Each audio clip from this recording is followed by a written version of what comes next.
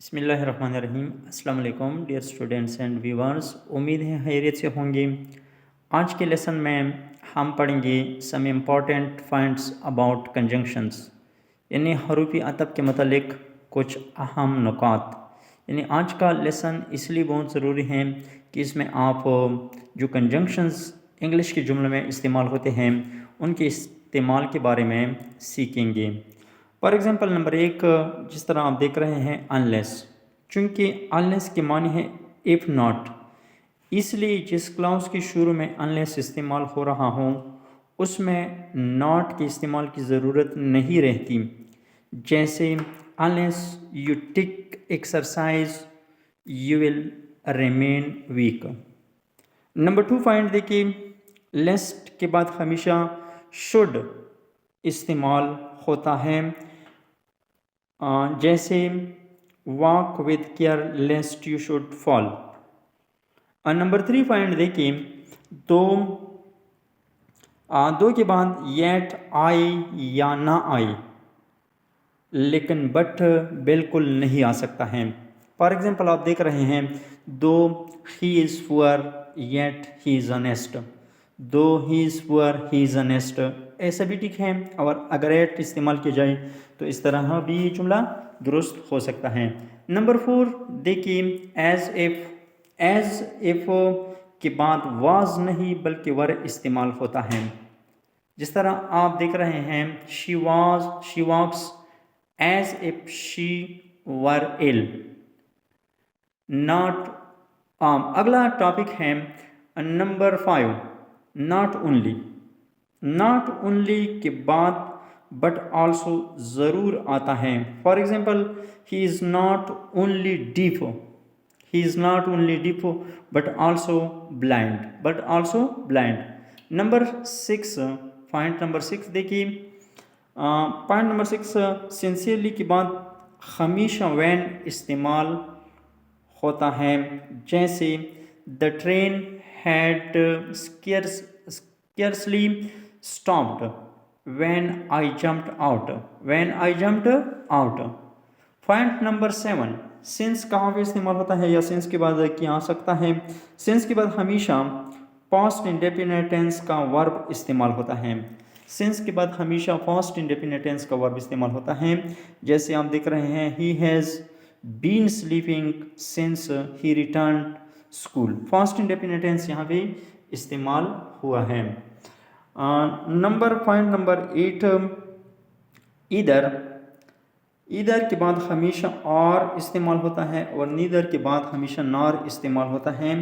For example आप देख रहे हैं इधर यू आर आई एम, इधर you are I am L, या फॉर एग्जांपल एक जुमला नॉर वाला जुमला जिसमें नीदर या नॉर इस्तेमाल होता है।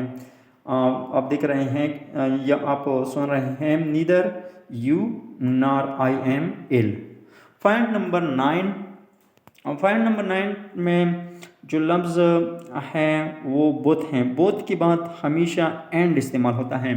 बोथ के बाद हमेशा एंड इस्तेमाल होता है। यानी फॉर एग्जांपल आप देख रहे हैं both Aslam and his sister have failed। Find number 10। Find number 10 में आप देख रहे हैं टू सब्जेक्ट्स, यानी यहाँ पे टू है लफ्ज़, टू सब्जेक्ट्स के बाद टू सब्जेक्ट। पॉइंट नंबर 10, जब टू सब्जेक्ट्स यानी दो सब्जेक्ट्स को इधर या आर,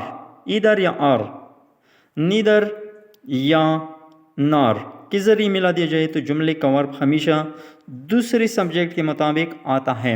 दूसरा सब्जेक्ट आप देख रहे हैं, दूसरा सब्जेक्ट इसमें आई है, आई एम, यानी जो वर्ब आता है वो दूसरे सब्जेक्ट के मुताबिक इस्तेमाल होता है। इधर you are I am L. इसी तरह फॉर एग्जांपल नीदर, एक जुमला मिसाल में दे रहा हूँ, नीदर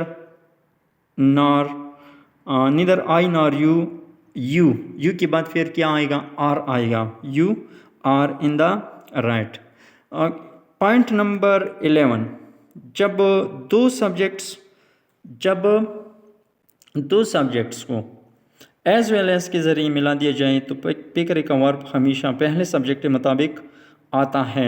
जैसे एज वेल एज आई, जैसे as well as I is going home, यानी एज वेल एज के बाद जो दूसरा सब्जेक्ट, यानी एज वेल एज के बाद जो सब्जेक्ट आता है उसके मुताबिक जुमले का वर्ब इस्तेमाल होता है। फॉर एग्ज़ाम्पल आई, मैं एक जुमला बोल रहा हूँ, I as well as he have, he as well as I as well as he had told a lie, he had told a lie।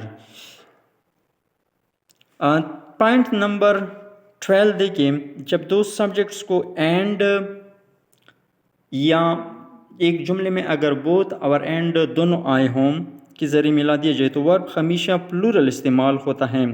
For example both Ali and I are playing in the ground, Ali and I are playing in the ground, I के बाद यानी जो are आया है वो इसलिए कि both and I की वजह से जो यहाँ पे इस्तेमाल हुआ है।